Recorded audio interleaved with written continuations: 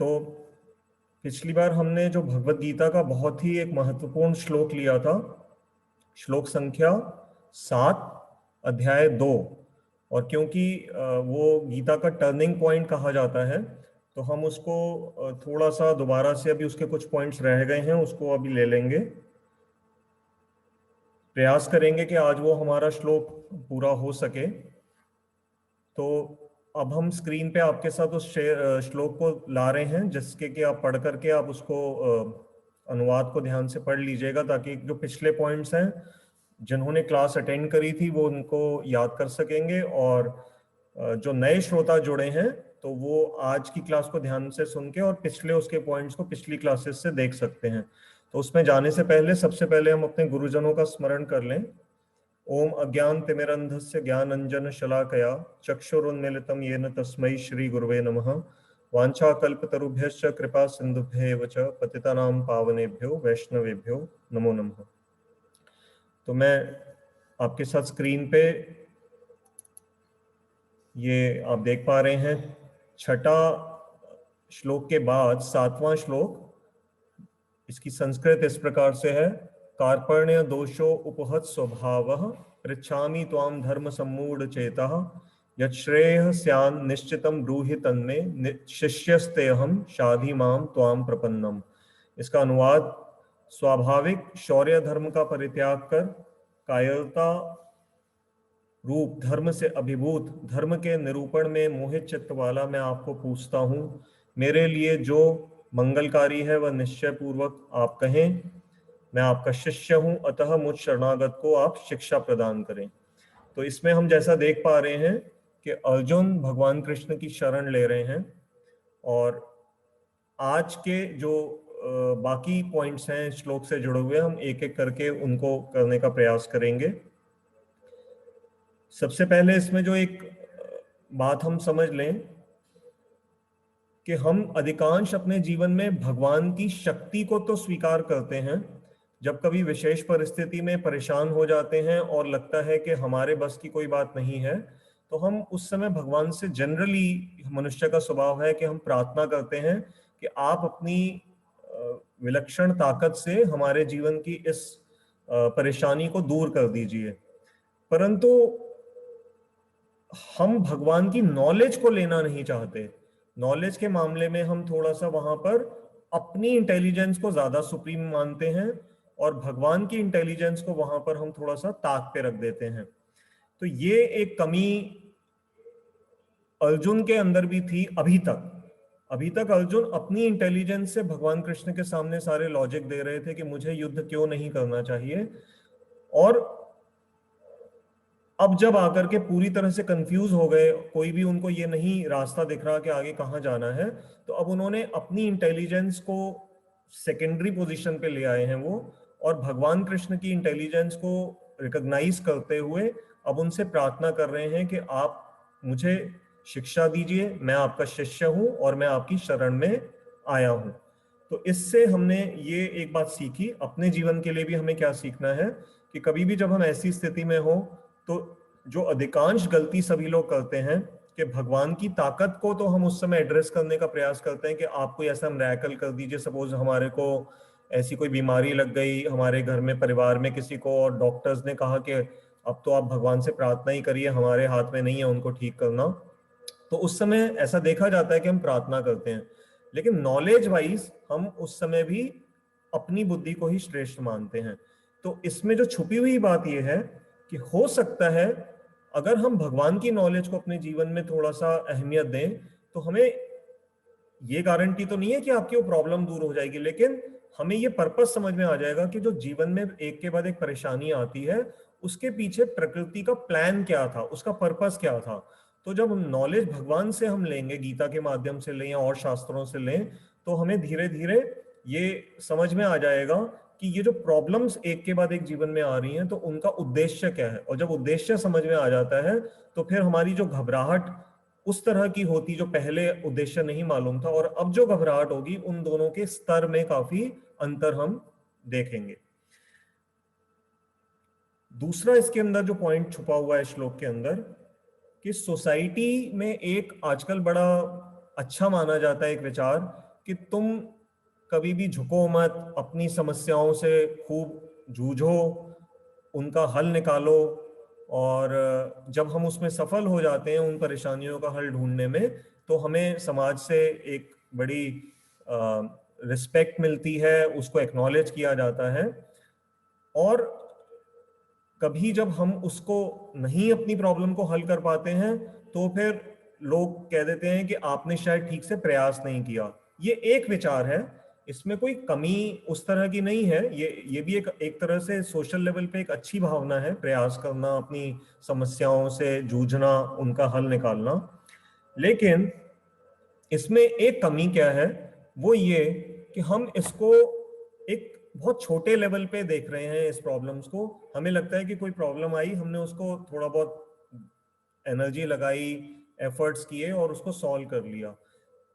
कमी सिर्फ इसके अंदर ये है कि हम उसको हायर इंटेलिजेंस से अभी कटा हुआ मान कर करके ट्रीट कर रहे हैं।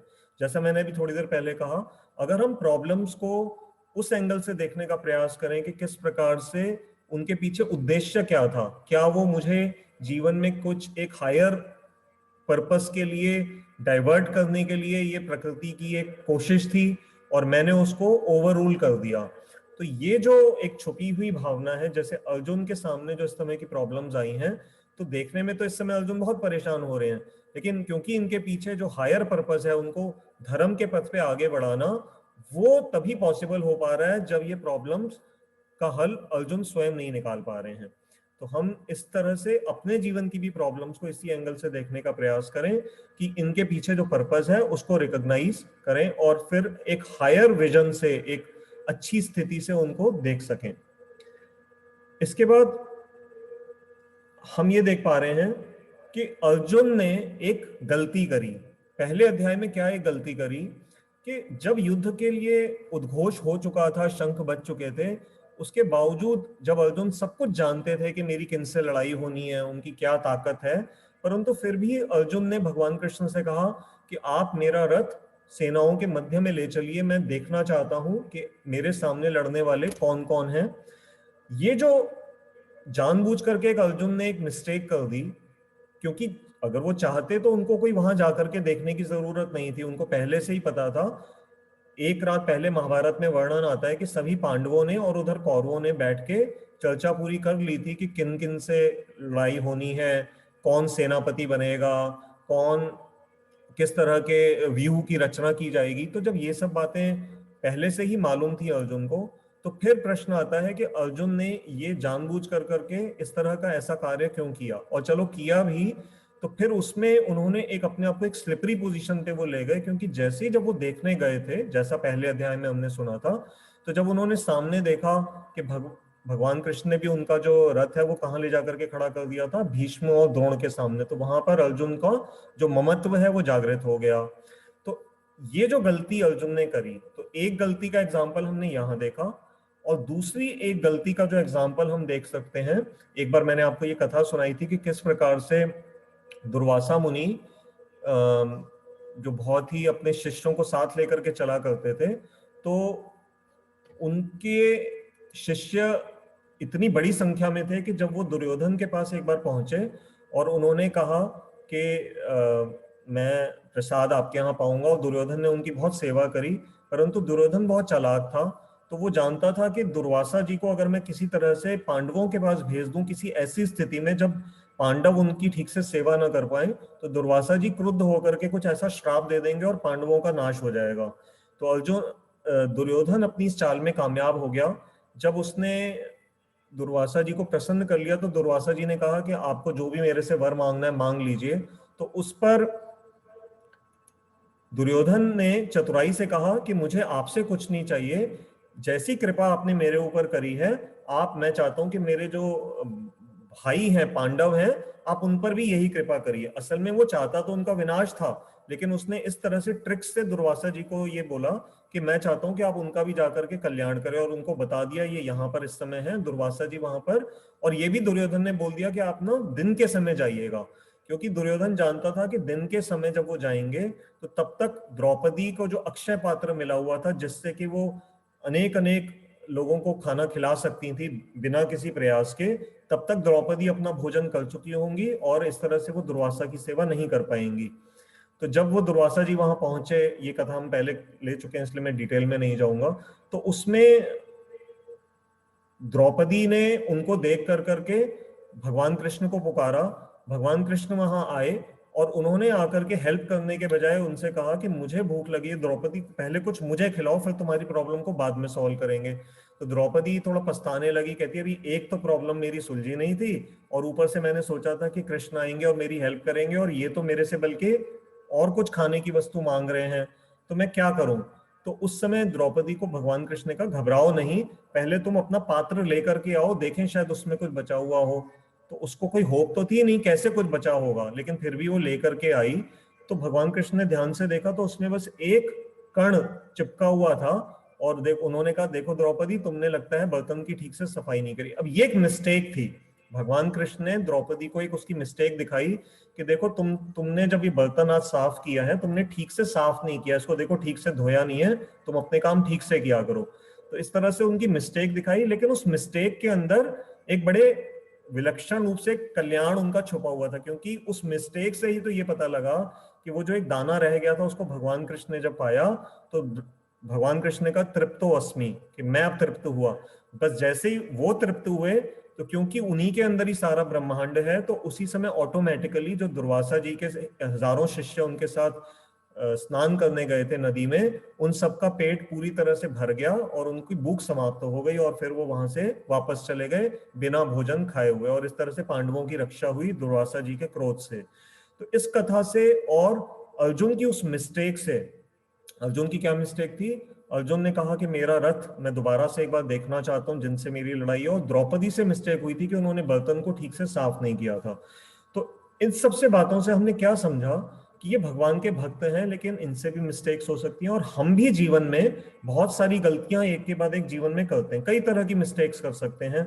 इंसान के लिए कहा ही जाता है, इंग्लिश में हम कहते हैं ना, टू एयर इज ह्यूमन। तो गलती करना तो इंसान का स्वभाव है और वो करता ही रहेगा।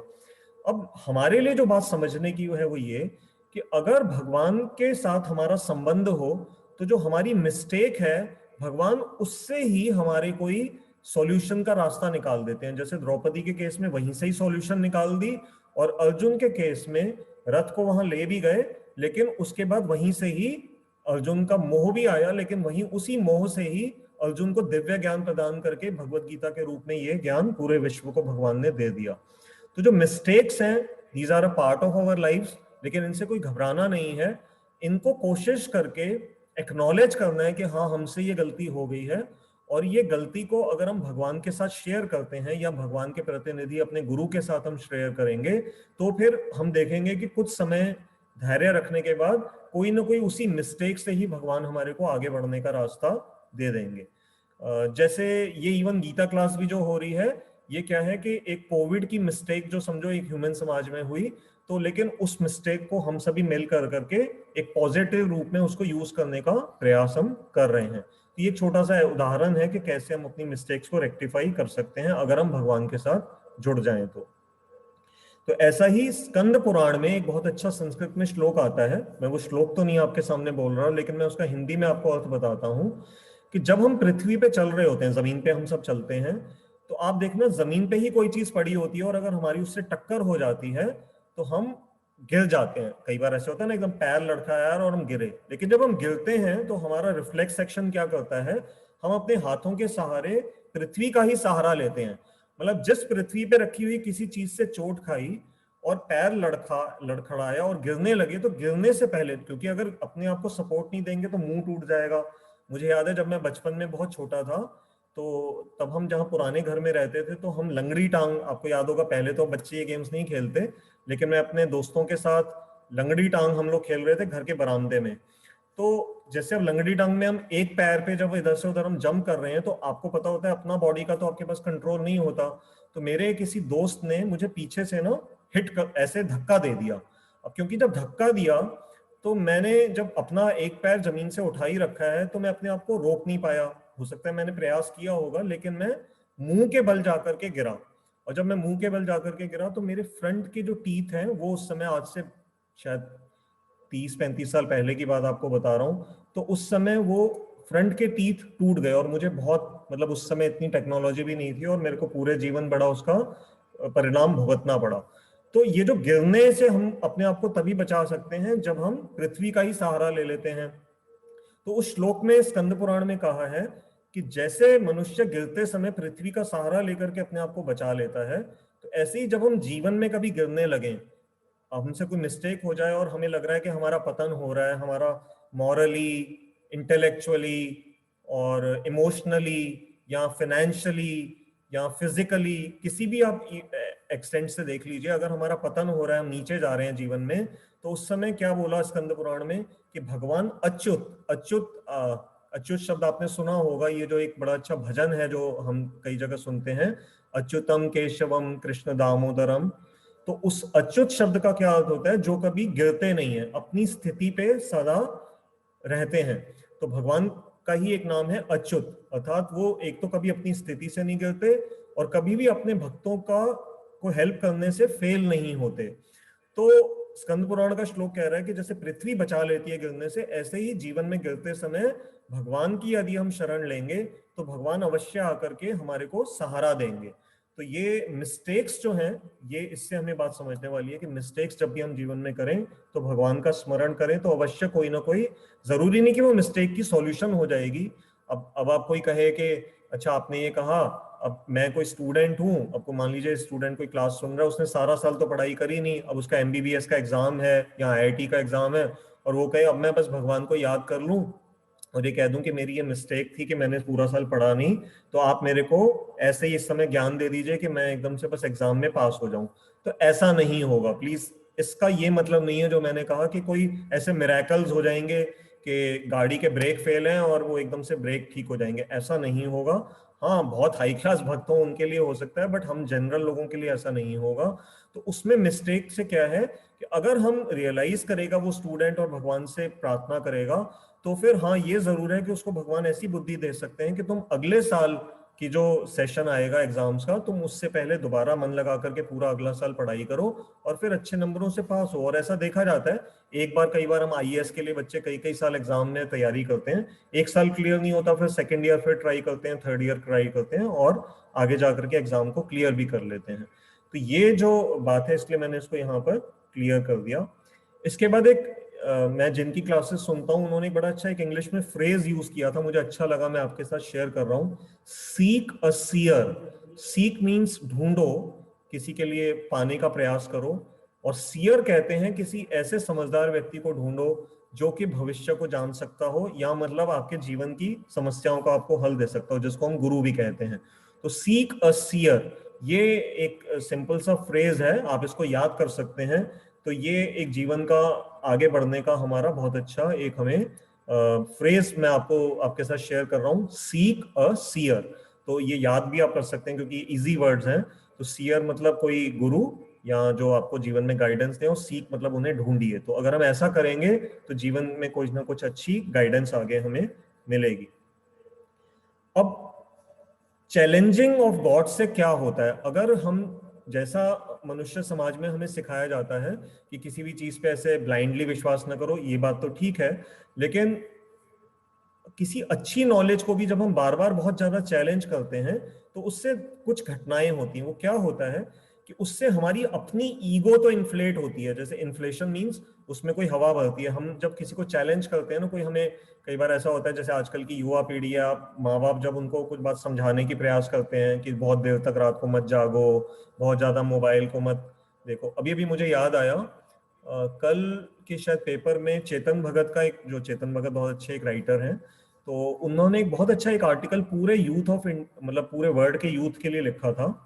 और उसमें उन्होंने यूथ को ये स्पेशल एक रिक्वेस्ट करी है कि आज का यूथ ऑन एवरेज 5 से 6 घंटे सोशल मीडिया पे अपने मोबाइल में अलग अलग गेम्स खेलते हुए या तरह तरह के जो सीरियल्स वगैरह देखना और इन सब चीजों में समय बिता रहे हैं। तो चेतन भगत ने कहा कि जो तुम्हारी जनरेशन जो है, ये जो 4G आपको पता है ना, डेटा में जो स्पीड इस समय चल रही है, अभी 5G आने वाला है, तो अभी 4G चल रही है। तो उन्होंने कहा ये जो 4G है ये धीरे धीरे क्या हो जाएगा, उन्होंने इंग्लिश में बड़ा अच्छा लिखा, ये फॉरगॉटन, मतलब 4 को उन्होंने ऐसे लिखा, 4 जो डिजिटल 4 होता है और उसके बाद लिखा गॉटन। तो तुम्हारी जो जनरेशन है बच्चों, अगर तुम सारा दिन इस 4G में ही घुसे रहोगे तो तुम्हारी जो जनरेशन है वो हिस्ट्री में ऐसे रिकॉर्ड हो जाएगी, ये पूरी की पूरी यूथ की जनरेशन फॉरगॉटन है। फॉरगॉटन मींस जिसको भुलाया जा सकता है। क्यों भुलाया जा सकता है? क्योंकि जब आप मोबाइल पे 5-5, 6-6, 7-7 घंटे आप अपना समय बिताएंगे तो आप अपने जीवन को कैसे फिजिकल एक्सरसाइज करोगे, कब आप अपनी पढ़ाई के लिए समय निकालोगे, कब आप अपने फैमिली के साथ समय बिताओगे, और जो हेल्थ के इश्यूज आपको आकर के तंग करेंगे तो अल्टीमेटली आपकी परफॉर्मेंस पे असर आएगा, आप कॉम्पिटिटिव एग्जाम्स वगैरह अच्छे नहीं क्लियर कर पाओगे। और फिर देश को जब भी आपकी सहायता की जरूरत पड़ेगी तो यूथ जो है, क्योंकि चेतन भगत ने बड़ी अच्छी बात साइंटिफिकली भी समझाई कि हमारे ब्रेन के 2 पार्ट्स होते हैं, एक क्रिएटिव हिस्सा और एक है लॉजिकल हिस्सा। तो जो इमोशनल जो हिस्सा है वो तो इसमें आपका चलता रहेगा, लेकिन जो एनालिटिकल ब्रेन का जो हिस्सा है वो आपका वीक पड़ता चला जाएगा। तो आप कॉम्पिटिटिव एग्जाम्स वगैरह में ठीक से अपने ब्रेन को यूज नहीं कर पाओगे और जीवन की जो परेशानी है उनका भी आप हल ठीक से नहीं निकाल पाओगे। और इसीलिए हम देख रहे हैं कि जो डिप्रेशन, सुसाइड्स वगैरह यूथ में बहुत ज्यादा बढ़ता जा रहा है। तो इसका एक कारण शायद ये भी हो सकता है। तो चैलेंज गॉड को जब हम करते हैं, मींस गॉड की या अपने से किसी श्रेष्ठ, जैसे माता पिता की बात मैं आपको बता रहा था कि जब हम बच्चों को समझाते हैं तो बच्चे आजकल हमारी बातें नहीं सुनते, वो एकदम से कह देते हैं नहीं आपको क्या पता, या हमें कह भी देंगे लेकिन फिर वो एक्चुअल फिजिकली वो कुछ करके नहीं दिखाते, वो वही का वही कर रहे होते हैं जो पहले से वो कर रहे थे। तो इससे क्या होता है, हमारी जो ईगो है वो तो इन्फ्लेट हुई, क्योंकि उस बच्चे को लगा कि अब तो मैं बड़ा हो गया हूं, मैंने अपनी बात मनवा ली और मेरे को किसी से सुनने की जरूरत नहीं है, तो वो ईगो तो हमारी इन्फ्लेट हो गई। लेकिन जो हर्ट की जो कैपेसिटी है, जो सोचने समझने की शक्ति है, वो क्या हुआ, वो हो गई डिप्रेस। तो ईगो इन्फ्लेट हुई और हर्ट हुआ डिप्रेस। और इसका उल्टा क्या है, अगर हम बड़ों की बात मानते हैं, अपने टीचर्स की बात मानते हैं और भगवान की जैसे गीता की बात अगर हम मानेंगे, तो इसका जो बिल्कुल उल्टा है वो क्या होगा कि इसमें ईगो तो डिफ्लेट होगी। हाँ, एक थोड़ी देर के लिए लगेगा कि हम अपनी बुद्धि से बात नहीं कर पा रहे हैं, हमने गीता की बात मानी, शास्त्रों की, रामायण की बात मानी, या हमारे टीचर ने कोई बात कही हमने उसकी बात मानी, या माता पिता की बात मानी। तो लेकिन हुआ क्या कि इससे ईगो के पे तो आघात हुआ, लेकिन हमारा जो हर्ट है ना वो एनिमेट होगा, अर्थात उसके अंदर लाइवलीनेस ज्यादा आएगी और हम जीवन को जीने के लिए और एक हायर लेवल की अच्छी एनर्जी को अपने अंदर महसूस करेंगे। तो ये बातें यूथ के लिए मैंने, क्योंकि काफी यूथ ये बस सुनते हैं आजकल ये सब लेक्चर्स वगैरह, तो उनके लिए मैंने स्पेशली ये कहा। और जिनको उस आर्टिकल में इंटरेस्ट है तो आप लोग कल का शायद देख लीजिएगा, टाइम्स ऑफ इंडिया में चेतन भगत का बहुत अच्छा आर्टिकल सिर्फ यूथ के लिए आया है, उसमें और भी बहुत सारे पॉइंट्स हैं, लेकिन अभी मैंने जितना इस क्लास के लिए जरूरी था उतना आपको बताया। इसके बाद हम एक और इंग्लिश फ्रेज को आपके सामने लेके आ रहे हैं कि meekness is not weakness. Meek कहते हैं कि जब कोई व्यक्ति आपकी बात को इजीली कोई मान लेता है ना, तो उसको कहते हैं ये व्यक्ति बड़े मीक स्वभाव का है।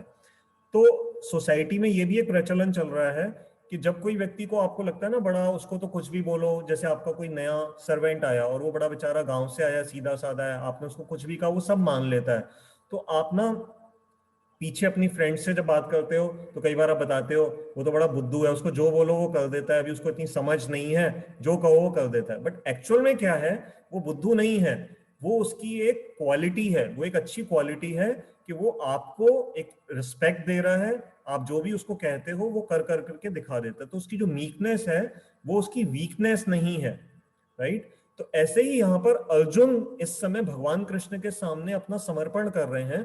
तो कोई हो सकता है कि ये कहे कि ये तो अर्जुन तो बड़े वीक निकले, ये तो क्या है, बस अभी लड़ाई से पहले ही घबरा गए और उन्होंने भगवान कृष्ण के सामने ही अपना समर्पण कर दिया। तो वास्तव में अर्जुन जैसे व्यक्ति के लिए इस तरह का समर्पण करना आसान नहीं है, ये बहुत उसके लिए स्ट्रेंथ चाहिए। आप देखना किसी के सामने अपनी कमी को स्वीकार करने के लिए बहुत हिम्मत चाहिए होती है, बहुत ताकत चाहिए होती है। तो वो एक अपने आप में वीकनेस का साइन नहीं है, ये उनकी एक इस समय समझदारी का साइन है कि वो अपने से किसी श्रेष्ठ तत्व के प्रति समर्पण कर रहे हैं। तो मूर्ख दिखना जो है, मूर्ख बनने से अच्छा है। कई बार हमें लगता है कि हम प्रश्न इसलिए नहीं पूछते, इस क्लास में भी हो सकता है किसी के साथ ऐसा होता हो, नहीं तो अपने स्कूल डेज आप कॉलेज डेज को याद करिए। कई बार लोग ये सोचते थे कि अगर हम प्रश्न पूछेंगे तो हमारे फ्रेंड्स क्या सोचेंगे कि इसको क्या ये भी नहीं बात पता, और बस ये जो बात है ना, ये हमें जीवन में बढ़ने से रोक देती है। लेकिन यदि हमने उस समय अपने वो प्रश्न टीचर से उस समय पूछ लिए होते तो शायद हम अपने जीवन में और अधिक सफल होते। तो प्रश्न पूछना अपने आप में मूर्खता की निशानी नहीं है, ये एक इंटेलिजेंस का साइन है। हाँ, प्रश्न का लेवल क्या है ये उससे भी डिफाइन होता है कि आपने कैसे पूछा। अब जैसे कोई बच्चा क्लास में बैठा है और मान लो कि बस टीचर जो पढ़ा रहा है उससे रिलेशन में कोई प्रश्न नहीं पूछ रहा, बिल्कुल कोई उल्टा पुल्टा पूछ रहा है कि टीचर आज आपने ये वाली कलर की साड़ी क्यों पहनी है। अब उस क्लास से टीचर की साड़ी का कोई रिलेशन नहीं है, बट वो बच्चा पूछ रहा है, तो इसका मतलब ये प्रश्न अपने आप में बेकार है, इसको नहीं हम अच्छा मानेंगे। लेकिन अगर वो सब्जेक्ट रिलेटेड क्वेश्चंस हैं तो वो एक इंटेलिजेंस का साइन है। तो प्रश्न पूछना या अपने आप को मूर्ख, बाद में हम कोई एक्शन से मूर्खता वाला कार्य करें, स्टूपिड वाला कार्य करें, उस स्टूपिडिटी से अच्छा है कि हम प्रश्न पूछ करके अपने आप को स्टूपिड शो कर दें। तो उसमें तो शुरू में कोई सिर्फ थोड़ी देर के लिए मजाक लोग बनाएंगे, लेकिन हम जीवन भर के लिए उस पर हम दृढ़ हो जाएंगे कि हमें वो ज्ञान पूरा प्राप्त हो जाएगा। तो इसलिए हम ये भी गलती ना करें, हम खुल करके प्रश्न पूछें। तो जैसे इसमें एक और छोटा सा एग्जांपल ले सकते हैं। आपने देखा होगा जब पक्षी अपना अंडा देते हैं तो अंडा जो है अपने शेल से वो पक्षी, उसके अंदर बच्चा वो ढका हुआ है, जो चूजा कह लीजिए। अब उस चूजे को अंदर जो कंफर्ट मिल रहा है वो कुछ दिनों तक तो ठीक है, लेकिन जैसे जैसे उसकी बॉडी अंदर ग्रो करेगी तो उसके पास बाहर निकलने का एक ही तरीका है, उसको उस अपने अंडे को तोड़ना ही पड़ेगा और वो अपने आप फिर तभी बाहर निकलेगा, तभी उसका जीवन आरंभ होगा। तो ऐसे ही जो हमने अपने मन का जो इस समय अंडे में हम बंद हैं, इसी में ही हम अपने प्रश्नों के अंदर उलझे पड़े हैं। अगर हमें जीवन में आगे बढ़ना है तो हमें इन प्रश्नों को आगे लेकर के किसी गुरु या भगवान या गीता की सहायता से उनका हल निकालना चाहिए। जैसे अर्जुन ने इस समय किया, अर्जुन के मन में जो भी प्रश्न आए उन्होंने भगवान कृष्ण के सामने खुल करके रख दिए हैं। यही हमारे लिए भी इस समय एक अच्छा उदाहरण है।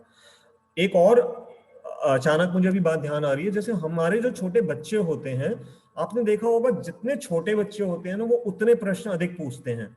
और धीरे धीरे धीरे धीरे आप एक चीज ऑब्जर्व करना, जैसे जैसे बच्चे बड़े होते हैं तो उनकी जो प्रश्न पूछने की जो क्षमता है वो धीरे धीरे कम होती चली जाती है, और कुछ समय के बाद प्रश्न पूछना ही हम बिल्कुल छोड़ देते हैं। लेकिन अगर इसको आप वैसे देखें कि उनकी जो ग्रोथ है वो डायरेक्टली प्रोपोर्शनल है to the number of questions they ask, means आप देखना जितना बच्चों का जो ज्ञान विकसित होता है वो उस अवस्था में सबसे ज्यादा हम ज्ञान हासिल करते हैं। जैसे 10, 11, 12 साल तक की उम्र पे हमारे ब्रेन की डेवलपमेंट बहुत फास्ट होती है, क्योंकि हम उतने प्रश्न पूछ रहे होते हैं। जैसे जैसे हम बड़े होते जाते हैं हम प्रश्न कम पूछते हैं, और फिर आप देखना कि इवन हमारे जीवन में जो ज्ञान की भी जो बढ़ने की जो स्पीड है वो भी कुछ हद तक स्लो होती चली जाती है। तो प्रश्न पूछना अपने आप में एक बहुत ही हमारे ब्रेन की डेवलपमेंट के लिए भी बहुत जरूरी है, और इसको हमें किसी भी स्थिति में कभी भी छोड़ना नहीं चाहिए। यहाँ तक कि अगर कोई हमसे जैसे बड़ी उम्र के लोग भी इस समय अगर भगवत गीता की क्लास सुन रहे हैं यहाँ पर, तो वो ये ना सोचें कि हम इतनी उम्र में आकर के हम क्या ये प्रश्न यहाँ पर पूछें। तो नहीं, ऐसा नहीं है जरूरी, आप बिल्कुल बेझिझक पूछिए, क्योंकि मनुष्य जीवन मिला ही इसलिए है।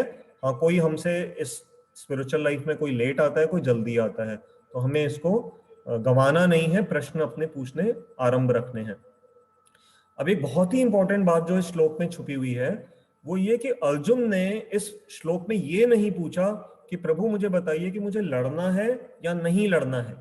अगर अर्जुन ने सिर्फ यही पूछना होता कि जो मेरा प्रश्न है कि मुझे लड़ना या नहीं लड़ना, तो भगवान कृष्ण अगर मान लो अगले श्लोक में सिर्फ ये कह देते कि लड़ या मत लड़, तो भगवत गीता के आगे लगभग 650 श्लोक बोलने की कोई जरूरत ही नहीं थी, गीता वहीं पे ही समाप्त हो जाती। अर्जुन पूछते कि क्या मैं लड़ूं या न लड़ूं, मैं आपका शिष्य हूं, मुझे बता दीजिए, और भगवान कृष्ण कह देते कि हाँ तुम लड़ो या मत लड़ो। नहीं, ऐसा नहीं हुआ। अर्जुन ने ये सिंपल सा सवाल नहीं पूछा, क्योंकि प्रश्न यहाँ पर ये नहीं था कि लड़ाई लड़नी है या नहीं लड़नी है, प्रश्न था धर्म का।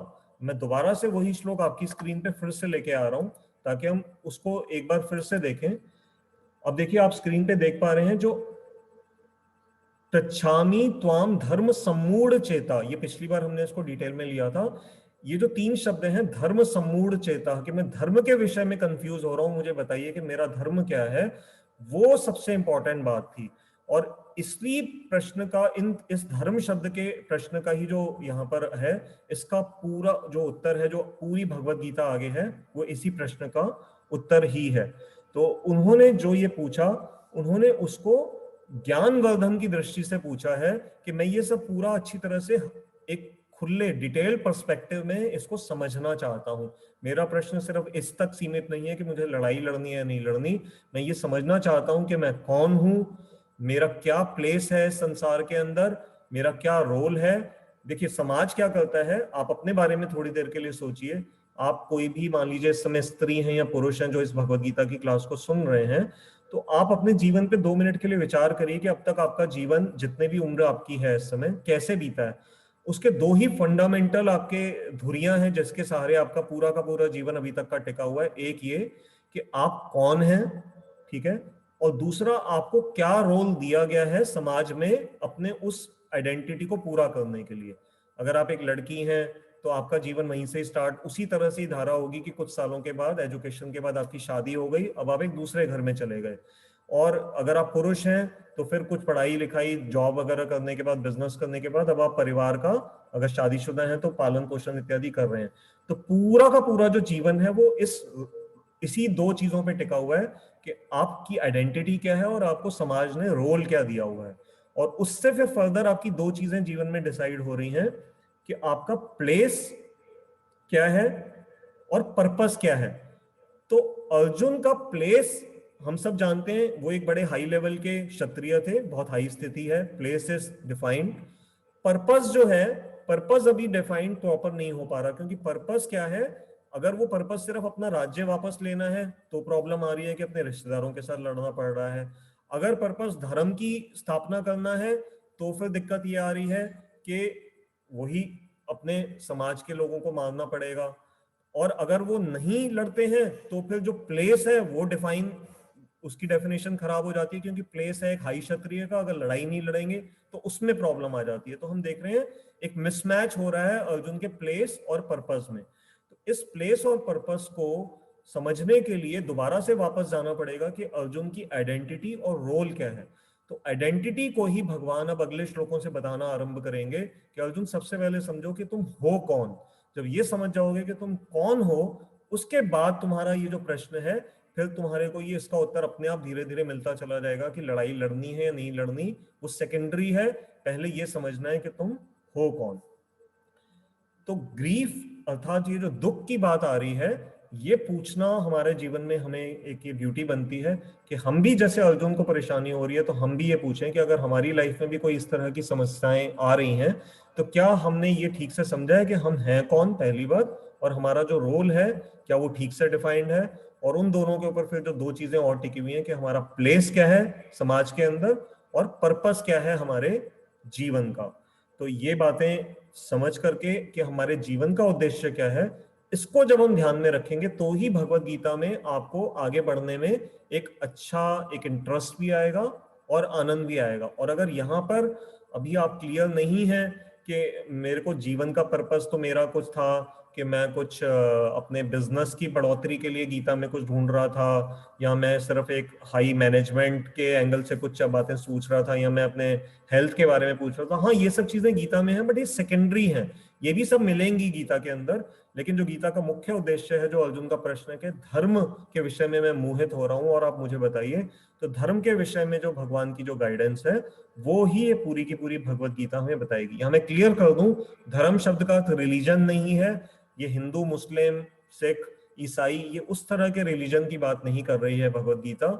ये एक इससे ऊपर जो एक और तत्व है जो आत्मा से जुड़ा हुआ है, और आत्मा हम सबके अंदर समान होती है भले हम किसी भी धर्म में क्यों ना हो, तो उसके बारे में जो उस आत्मा का धर्म है वो गीता आगे बताएगी। तो हम उसको अगली क्लासेस में लेंगे। तो एक छोटा सा उदाहरण बड़ा सुंदर सुनने को मिला।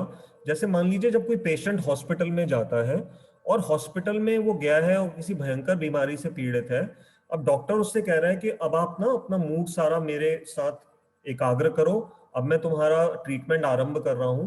लेकिन वो पेशेंट क्या कर रहा है, वो हॉस्पिटल पहली बार किसी ऐसे आईसीयू वगैरह में गया है, अब वो नर्सों से सारा दिन बैठ के ये पूछता रहता है, मैडम ये जो मशीन सिस्टर लगी हुई है, इस पे जो रीडिंग्स आ रही हैं, ये किस कंपनी ने ये मशीन बनाई है, इसको कितनी वोल्टेज दी जाती है, अच्छा जब लाइट चली जाती है तो ये कैसे चलती है, मैम जो आपकी ड्रेसेस हैं ये कौन से साबुन से धुलती हैं आपके हॉस्पिटल में।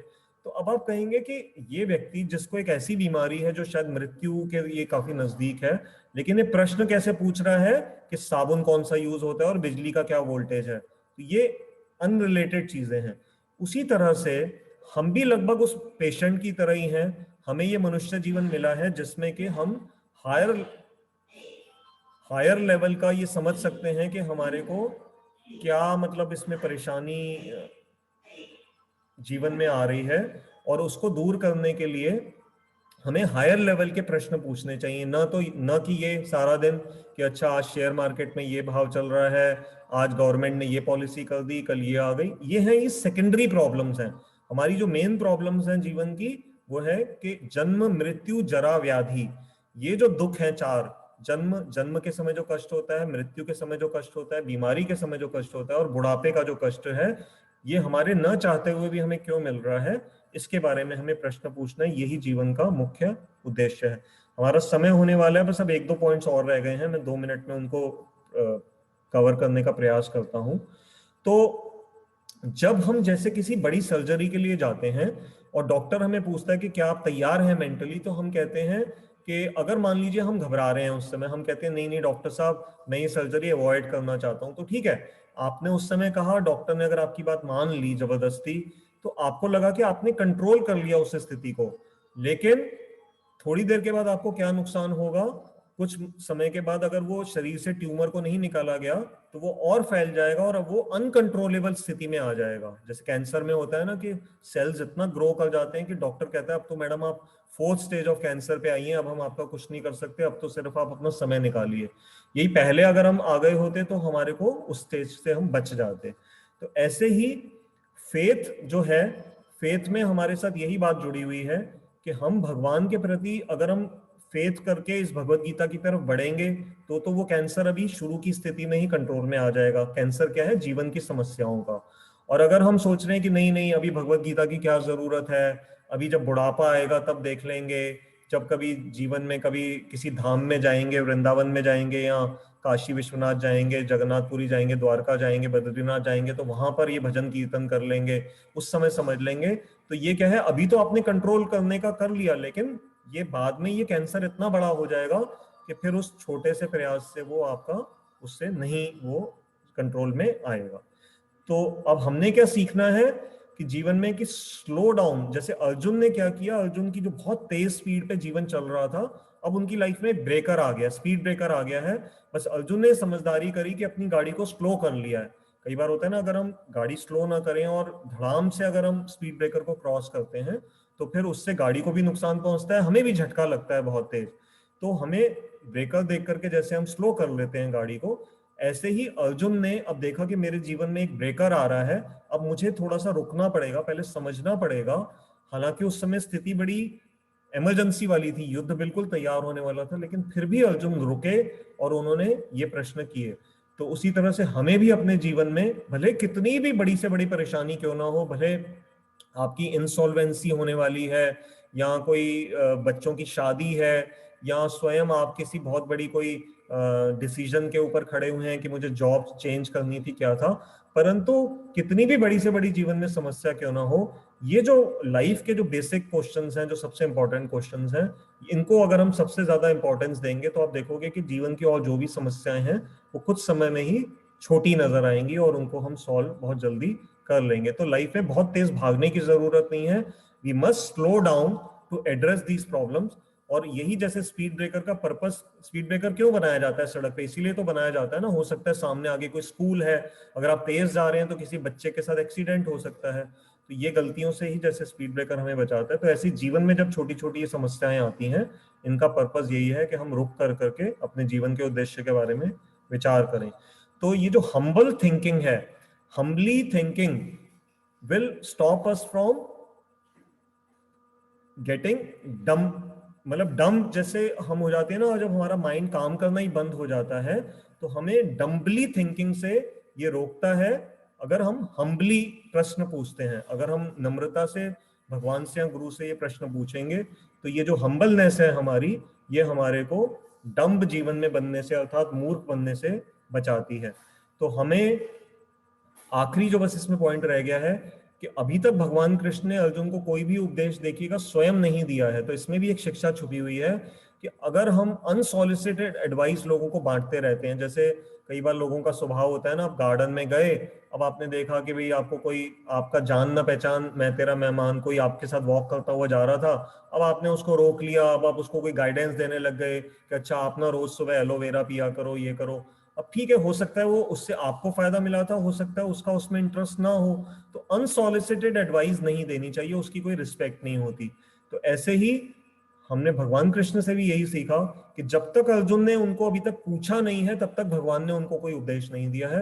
अब अर्जुन ने इस श्लोक में पूछा है, तो अब भगवान आगे गीता में उनको ये उत्तर इसका देना आरंभ करेंगे। तो मेरी तरफ से आज का सेशन समय हो गया, 42 मिनट्स लगभग हो गए हैं। तो मेरा सेशन यहाँ पर मैं रोक रहा हूँ। अब जो हमारा सिस्टम है, जो नए हमारे साथ श्रोता जुड़े, अगर उन्हें ना मालूम हो, अगर आपके कोई भी प्रश्न है तो आप अपना हैंड रेज कर सकते हैं या चैट बॉक्स में टाइप कर सकते हैं, तो हम उन प्रश्नों को ले लेंगे और आपको हम अनम्यूट भी कर देंगे अगर आप कुछ बोलना चाहते हैं। सत्येंद्र जी, आपने हाथ उठा रखा है, ये मैं आपको अनम्यूट करूं? अच्छा, एक आप अपने आप को करिए, मैंने आपको अनम्यूट करने की ऑप्शन दी है।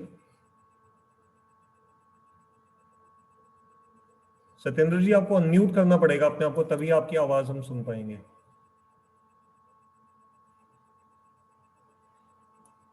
आपकी स्क्रीन पे आ रहा है ना अनम्यूट, उसको करिए अपने आप को। हाँ जी, बोलिए। बस मेरे को आनंद आ रहा था, मैं सुन रहा था सब, मुझे अच्छा, अच्छा लग रहा था। ठीक है, ठीक। तो मेरे की सुनता हूँ आज, बहुत वैसे बहुत देर से सुन रहा था, लेकिन मेरे को पूरा आता नहीं था जूम करना, ठीक मेरे है, बेटे से करवाया। अच्छा, ठीक, ठीक है, बहुत अच्छा, धन्यवाद।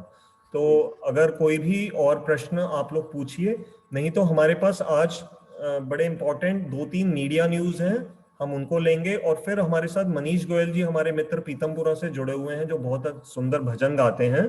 पहले भी उन्होंने इस क्लास में 2 बार, एक बार जन्माष्टमी के समय और एक बार किसी और ओकेजन पे गाया था। तो आज क्योंकि भगवान राम का बहुत विशेष दिवस है, तो हम उनको प्रार्थना करेंगे कि वो हमें एक भजन सुनाएंगे। लेकिन इससे पहले कि हम मनीष जी को लें, तो मैं वो 2 मीडिया न्यूज आपके साथ शेयर करना चाहता हूं। हमारे पास लगभग 15 मिनट का समय, हम 6 बजे तक लेंगे, तो मनीष जी के 5 से 7 मिनट का भजन होगा। तो हम 5 to 6 मिनट्स मैं तब तक मीडिया न्यूज आपके साथ शेयर करता हूँ। इन द मीन टाइम आप सोचिए, अगर कोई भी आपके प्रश्न है तो हम उनको ले सकते हैं। आप फिर मैं अपना रोक लूंगा और आपके प्रश्न को हम पहली प्रायोरिटी ले लेंगे। तो एक मिनट, मैं आपके साथ जरा स्क्रीन पे वो ला रहा हूँ आपके साथ। हाँ, एक इम्पॉर्टेंट बात, एक हमारे जो प्रिय श्रोता हैं विजय चौधरी जी, जो जिन्होंने आज तक कभी कोई क्लास मिस नहीं करी, उन्होंने एक बार हमें रिक्वेस्ट करी थी कि जो भी चैप्टर की वो है क्लासिफिकेशन है, मतलब हर चैप्टर का ना गीता में प्रॉपर एक रोड मैप है। तो उन्होंने एक बार ये पूछा था कि अगर हो सके तो हमें वो रोड मैप बता दिया जाए। मैंने जानबूझ के ये रोड मैप अभी दूसरे अध्याय का रोक रखा था, लेकिन अब हम उस स्थिति पे आ गए हैं कि मैं अब आपके साथ आपको बता सकता हूं कि इस चैप्टर में इसकी डिवीजन कैसे है। तो देखिए, आप स्क्रीन पे देख पा रहे हैं कि इसको इसको आप एक्रोनिम एक्रोनिम मतलब एक इसका शॉर्ट में आप याद कर लीजिए, GITA, गीता। तो गीता में क्या है, इस चैप्टर के रिलेशन में क्या है, पहला जो जी है, वर्स नंबर 1 to 10, जैसे आज हमारा जो श्लोक समाप्त हुआ है 7वां, तो ये जो 1 से 10 के जो ये जो श्लोक हैं, ये किसके बारे में बता रहे हैं? गुरु तत्व के बारे में। क्यों? क्योंकि अब आपको समझ में आ गया होगा कि 7वें श्लोक में भगवान कृष्ण को अर्जुन ने गुरु के रूप में एड्रेस किया है, उनको मतलब अपना शिष्यत्व स्वीकार किया है उनके प्रति। तो ये जो अभी इसके बाद के अभी 8वां 9वां 10वां जो श्लोक है, वो इसी टॉपिक से रिलेटेड है। फिर श्लोक संख्या 11 से लेके जो 30 है, वो आइडेंटिटी, जिसमें भगवान आत्मा के विषय में हमें ज्ञान देंगे, तो इसलिए उसको आइडेंटिटी का आई ले लिया। और फिर उसके बाद श्लोक संख्या 31 to 53, इसमें 2 ड्यूटीज के बारे में भगवान बताएंगे, तो उसको उन्होंने टी करके हमने लिया है। और अंत में श्लोक संख्या 54 से 72 अर्थात आत्माराम, तो भगवान वहां पर बताएंगे कि जो आत्माराम पुरुष है वो कैसे उठता है, कैसे बैठता है, स्थित प्रज्ञ की क्या लक्षण है, भगवान उनके विषय में बताएंगे। तो ये हमारे जो चैप्टर है, सेकंड चैप्टर, उसका रोड मैप है। तो ये अब आप आगे ध्यान रखिएगा। अभी जो हम जिस फेज में चल रहे हैं 10वें तक, वो है गुरु। तो गुरु के बारे में ये श्लोक अभी चलते रहेंगे। अब मैं आपके साथ जो एक और न्यूज जो शेयर करना चाह रहा हूं, देखिए आज के पेपर में एक ये बड़ी इंपॉर्टेंट न्यूज आई थी। Wrong side driving second biggest cause of deaths on national highways. तो 9,200 लोगों की मृत्यु 2019 में हुई है, जिसमें से 25% डेथ्स जो हुई वो नेशनल हाईवेज पे हुई। अब मेरा उद्देश्य ये नहीं है कि मैं आपके साथ ये रोड के स्टैटिस्टिक्स शेयर करूं, मेरा उद्देश्य है कि इसको हम भगवत गीता के साथ कैसे जोड़ के ले सकते हैं। तो यहाँ पर मुख्य बात क्या है, wrong side driving. Wrong side driving का मतलब आप सब जानते हैं, आपका जब आप रोड पे गाड़ी चला रहे होते हैं तो आपका एक राइट ऑफ वे होता है। राइट ऑफ वे मींस कि मान लीजिए जैसे इंडिया में हमारा सारा ट्रैफिक सड़क की लेफ्ट साइड पे चलता है, अब हम चल रहे हैं सड़क पे, तो क्या हुआ, रॉन्ग साइड ड्राइविंग क्या हुई कि आपकी रोड पे सामने से कोई ऐसा गाड़ी आ गई, कोई रिक्शा आ गया, कोई मोटरसाइकिल आ गई, जिसको बेसिकली सड़क की उस तरफ पे चलना चाहिए था, लेकिन वो अपना समय बचाने के लिए वो शॉर्टकट मार रहा है और वो अब आपके सामने आ गया। अब क्योंकि आपने एक्सपेक्ट नहीं किया था कि वो मेरी लेन पे यहाँ से कोई सामने से आएगा, और मान लीजिए आपका ध्यान कहीं बट गया या आपने ब्रेक भी मारे, लेकिन उस व्यक्ति के साथ रोकते रोकते रोकते आप दोनों की आपस में टक्कर हो गई, हेड ऑन कोलिजन हो गई, और आपकी कोई गलती नहीं थी, गलती उसकी है, लेकिन उसकी गलती की वजह से बहुत भयंकर कोई एक्सीडेंट हो गया, और मान लीजिए उससे आपको भी नुकसान पहुंचा और उसको भी नुकसान पहुंचा। तो इसमें भगवत गीता में हम इसको क्या से समझ सकते हैं, या आज जो जैसे दशहरे का पर्व है विजयदशमी का, तो रावण का एग्जाम्पल ले लेते हैं कि रावण का अपना जीवन चल रहा था, भगवान राम का अपना जीवन चल रहा था। भगवान राम वनवास में थे, उनकी पत्नी सीता जी उनके साथ थी, उनके भ्राता लक्ष्मण जी उनके साथ थे, और रावण मंदोदरी के साथ गृहस्थ जीवन अपना बिता रहे थे बहुत दूर लंका में।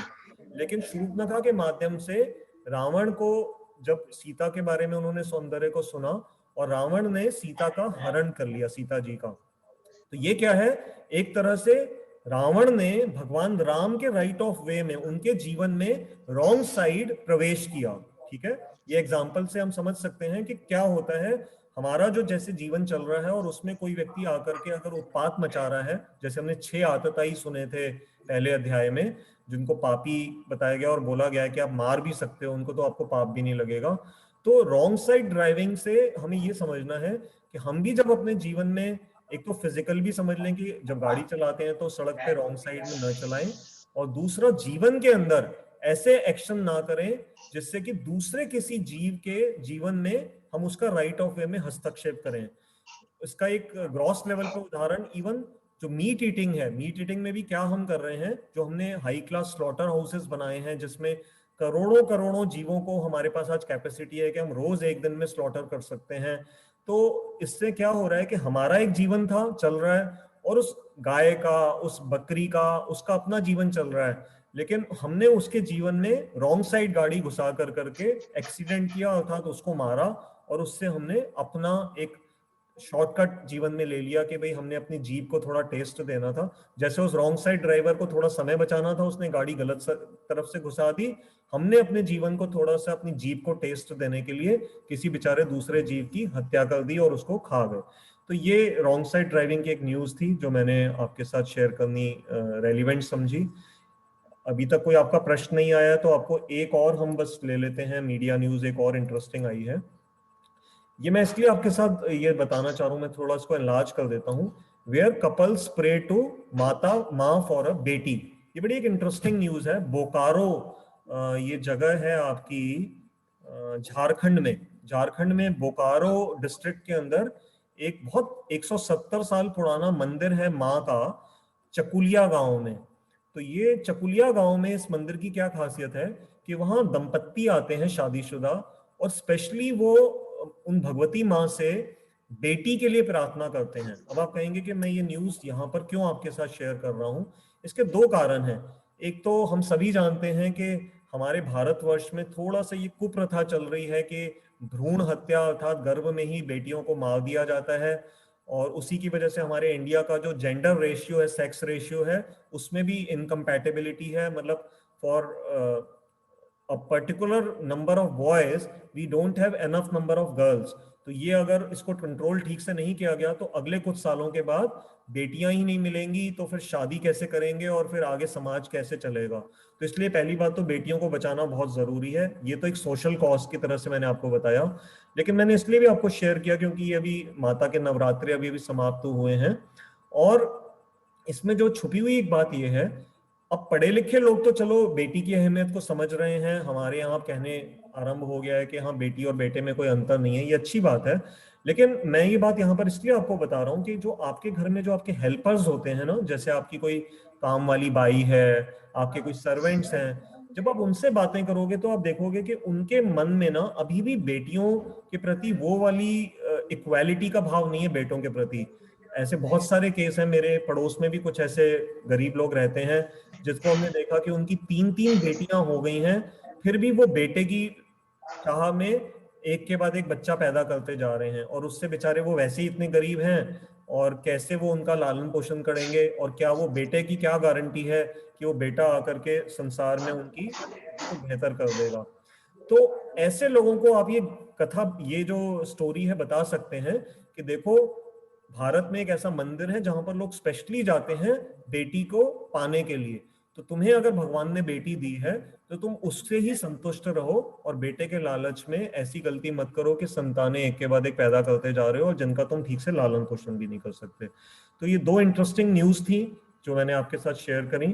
तो अगर आप में से कोई भी किसी के कमेंट्स हों, कोई भी आप बताना चाहें, हमारे साथ कोई ऐसी इंटरेस्टिंग बात शेयर करना चाहें, तो मोस्ट वेलकम। हम 1 मिनट तक आपका यहाँ पर वेट करेंगे, और तब तक मेरा मनीष जी से प्रार्थना है कि वो रेडी रहें। मनीष जी ने जो आज भजन चूज किया है, बड़ा सिंपल हिंदी भजन है, तो मैं उसको स्क्रीन पे आपके साथ शेयर कर देता हूँ ताकि आप उसको फॉलो कर सकते हैं। मनीष, मैं आपको अनम्यूट कर रहा हूँ, एक बार जरा बोल के देख लीजिए ताकि साउंड चेक हो जाएगा। हाँ जी भैया, हरे कृष्णा। हरे कृष्णा, कैसे हैं? बढ़िया एकदम। आप वही भजन है ना मनीष? हाँ जी, हाँ जी भैया। ठीक है। तो अगर आप में से किसी का कोई प्रश्न नहीं है तो आइए आज हम भगवान राम का स्मरण करते हुए मनीष जी के साथ इस भजन का आनंद लें। और मैं उसको स्क्रीन पे, हाँ मेरा ख्याल है अब आप देख पा रहे हैं, मैं थोड़ा इसको एनलार्ज, ये देखिए, तो ठीक है, आप इसको स्क्रीन पे देखिएगा। तो मनीष जी, आपसे निवेदन है, कृपया करके आप आरंभ करें।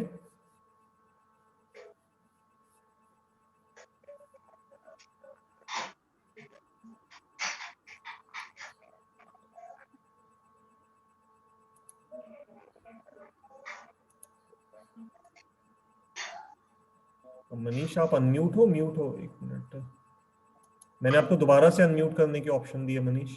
हाँ जी, ठीक, हो गया भैया? हाँ जी, हाँ जी, बोलिए, आ रही है आवाज जी।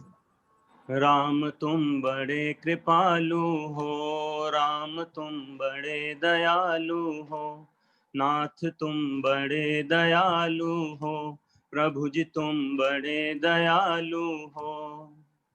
और ना कोई हमारा है, और ना कोई हमारा है, मुझे एक तेरा सहारा है, मुझे एक तेरा सहारा है। नैया डोल रही मेरी, नैया डोल रही मेरी, प्रभु जी तुम करो ना अब देरी। राम तुम बड़े दयालु हो, श्याम तुम बड़े दयालु हो। तेरा यश गाया वेदों ने, तेरा यश गाया वेदों ने, पार नहीं पाया वेदों ने, पार नहीं पाया वेदों ने। नेति नेति गाया वेदों ने, नेति नेति गाया वेदों ने, सदा ही ध्याया वेदों ने। राम तुम बड़े दयालु हो, नाथ तुम बड़े दयालु हो, प्रभु जी तुम बड़े दयालु हो। भले हैं बुरे हैं तेरे हैं, भले हैं बुरे हैं तेरे हैं, तेरी माया के घेरे हैं, तेरी माया के घेरे हैं। चरण के हम सब चेहरे हैं, चरण के हम सब चेहरे हैं। प्रभु जी हम बालक तेरे हैं। राम तुम बड़े दयालु हो, नाथ तुम बड़े दयालु हो, हरि जी तुम बड़े दयालु हो। तुम्हारा नाम मिले भगवन, तुम्हारा नाम मिले भगवन, सुबह और शाम मिले भगवन, सुबह और शाम मिले भगवन। भक्ति का दान मिले भगवन, भक्ति का दान मिले भगवन, कि आठों याम मिले भगवन, कि आठों याम मिले भगवन। राम तुम बड़े दयालु हो, नाथ तुम बड़े दयालु हो, हरि जी तुम बड़े दयालु हो। बोलो श्री राम जय राम जय जय राम, श्री राम जय राम जय जय राम, श्री राम जय राम जय जय राम, श्री राम जय राम जय जय राम, श्री राम जय राम जय जय राम। मुझे भरोसा तेरा राम। हरे कृष्ण। हरे कृष्णा। बहुत बहुत धन्यवाद मनीष। हाँ, बहुत अच्छा लगा। तो अगर कोई प्रश्न नहीं है तो फिर हम अपनी क्लास को विराम देंगे। एक फेसबुक पे वैभव अरोड़ा जी का प्रश्न था, मैं सिर्फ अभी प्रश्न को बोल रहा हूँ, मैं उसका उत्तर नहीं दे रहा ताकि उनको लगे कि हमने उनका दिया था। उसमें उन्होंने ये पूछा कि हमें कैसे विश्वास हो कि हम आत्मा हैं, और हमें जो जीवन में आलस्य की बहुत है, मतलब हम ये नहीं समझ पाते, प्रैक्टिकली नहीं रियलाइज कर पाते कि हम शरीर नहीं है, आत्मा है। तो मैंने उनको फेसबुक पे भी फिलहाल ये जवाब दिया है कि अभी इस टॉपिक को हम थोड़ा बाद में डिस्कस करेंगे, क्योंकि अभी तक भगवान ने आत्मा के बारे में बताया नहीं है, लेकिन इसी दूसरे अध्याय में आत्मा के विषय पे ही पूरा डिटेल्ड आएगा। तो हम टॉपिक टू टॉपिक चल रहे हैं, इसलिए वैभव थोड़ा वेट करिए। जैसे हम अगले कुछ बस 2-3 क्लासों के बाद आत्मा का टॉपिक भगवान शुरू करेंगे, तो उसमें ये आपके प्रश्न को हम वहां पर अच्छी तरह से एड्रेस करेंगे। तो आप सबका बहुत बहुत धन्यवाद। कोई बोलने में मिस्टेक हुई हो तो क्षमा कीजिएगा। अभी हम सब एक बार हरे कृष्ण महामंत्र का सब उच्चारण कर लें। हरे कृष्ण कृष्ण कृष्ण हरे हरे, हरे राम राम राम हरे हरे। तो हमारे साथ जो नए श्रोता जुड़े हैं उनकी सहायता के लिए मैं चैट बॉक्स में अपना मोबाइल नंबर और नाम लिख रहा हूँ। ये भगवत गीता की क्लास हर संडे जूम पे शाम को 5 से 6 होती है, और मेरा मोबाइल नंबर है 9810094098। तो आप वहाँ से इसको चैट बॉक्स से इस नंबर को ले लीजिए। और जो भी पुरानी क्लासेस अगर आप सुनना चाहें तो एक यूट्यूब पे चैनल है कमल गीता क्लासेस, वहाँ पर पुरानी रिकॉर्डिंग्स हैं, उनको करके उसको आप पुराने हमारे साथ जुड़ सकते हैं। तो आप सबका बहुत बहुत धन्यवाद। हरे कृष्ण।